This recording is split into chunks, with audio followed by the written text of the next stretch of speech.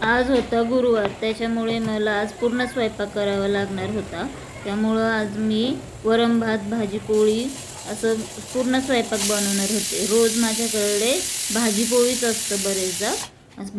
शक्यतो मी वरण भात गुरुवारीच लावते, कारण आज महाराजांचा असतो उपवास. त्यामुळं त्यांना उपवास सोडायला भाजी पोळी वरण भात पूर्ण असं जेवण लागतं. त्यांना पालेभाजीच लागते, पण माझ्याकडे आज पालेभाजी शिल्लक नव्हती, त्यामुळं मी शेवग्याच्या शेंगा बनवल्या. वरण भात भाजी पोळी असा स्वयंपाक करायला मला साधारणपणे अर्धा ते पाऊण तास लागतो, कारण भाजी शिजायलाच 15-20 मिनटं जातात. त्याच्यामुळं तेवढा वेळ तर लागतो. मी भाजीची तयारी करायला घेतली. एकीकडे ठेवला कुकर. मग मी मसाले वगैरे भाजून घेतले. कांदा खोबरं भाजून घेतलं. मी आले लसणाची पेस्टच वापरते मी, त्यामुळं म्हणजे मी दरवेळेला आलं लसूण बारीक नाही करत बसत. अशा प्रकारे मी ते भाजून घेतलं. मग मी ते म्हणजे बारीक करायला घेतलं, मिक्सरमध्ये फिरवून घेतलं. हे असं छान बारीक झालं होतं.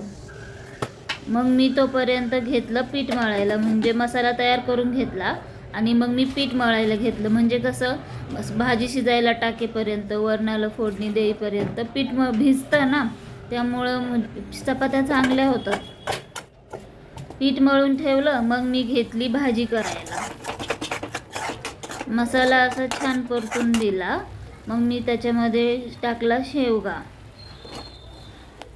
मी शेवगा डायरेक्ट शिजायला टाकते. खूप लोक कुकरला आधी उकडून घेतात ना, मी तसं नाही करत. मी डायरेक्ट शिजायला टाकते. तर शिजतो तो, थोडासा वेळ घेतो जास्त, पण खूप काही वेळ नाही घेत. होता लवकर शिजतो, खूप वेळ नाही घेत ते. त्यानंतर मी कुकर उघडला आणि मग मी असा भात झाला होता, छान भात झाला होता. वरण पण काढून घेतलं.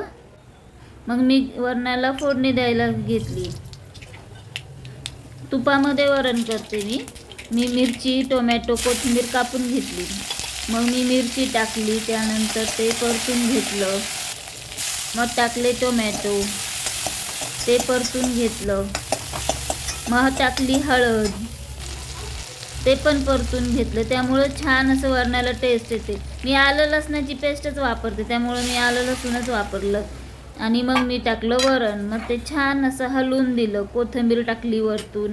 म्हणजे महाराजांना आहे ना असंच वरण जास्त करून आवडतं, त्यामुळं मी ते तसंच बनवते.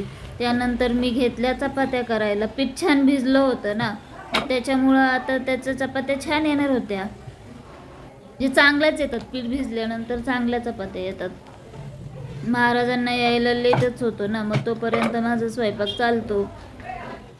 महाराज येईपर्यंत मी घरातली कामं उरकून घेते आणि वॉकिंग करून येते. आज मला पूर्ण स्वयंपाक बनवायचा असल्यामुळं आज काही मला वॉकिंगला जाता नाही आलं. महाराज आल्यानंतरून मग त्यांना जेवायला दिलं. त्यांना आवडलं, छान झालं होतं स्वयंपाक, त्यामुळं त्यांना आवडला स्वयंपाक. उपवास सोडायला त्यांना असंच पूर्ण सादर संगीत जेवण लागतं. चला भेटू पुढच्या व्हिडिओ.